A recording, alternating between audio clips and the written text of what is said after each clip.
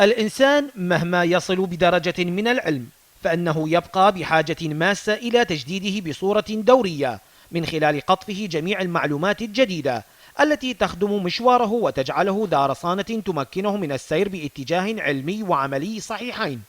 اتحاد الكرة الطائرة سار على هذا النهج بعد أن قام دورة تدريبية نظرية وعملية لجميع حكام اللعبة بهدف وضعهم على آخر المستجدات التي طرأت على قانون الكرة الطائرة.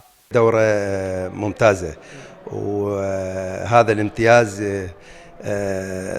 سبب المشاركين اللي يعني تفاعلوا مع المحاضرين وأضافوا يعني أسئلة جديدة.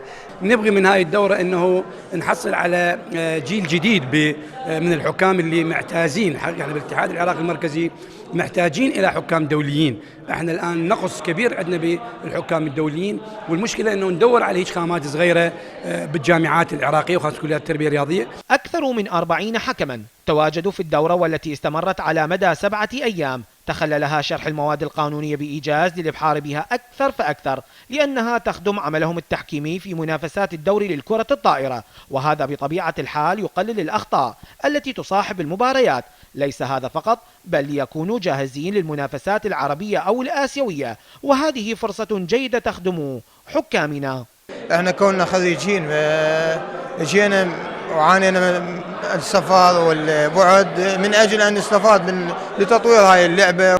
رغم المعلومات اللي عندنا، بس احنا بدنا نستفاد من هاي الدورة كلش هواية، لأن اكو تعديلات هواية بالقانون وأيضا أخذناها، وإن شاء الله احنا ننطي فكرة للطلاب على هاي الدورة، وبالمستقبل إن شاء الله راح يشارك أكبر عدد من الطلاب. ختام الدورة شهدت إجراء اختبارات لكل ما جاء فيها، التي ساهمت وبشكل كبير في نمو العمل التحكيمي بصورة دورية، رغم ما حملته من بساطة، لكنها رسمت اتجاهات عدة للطائرة العراقية.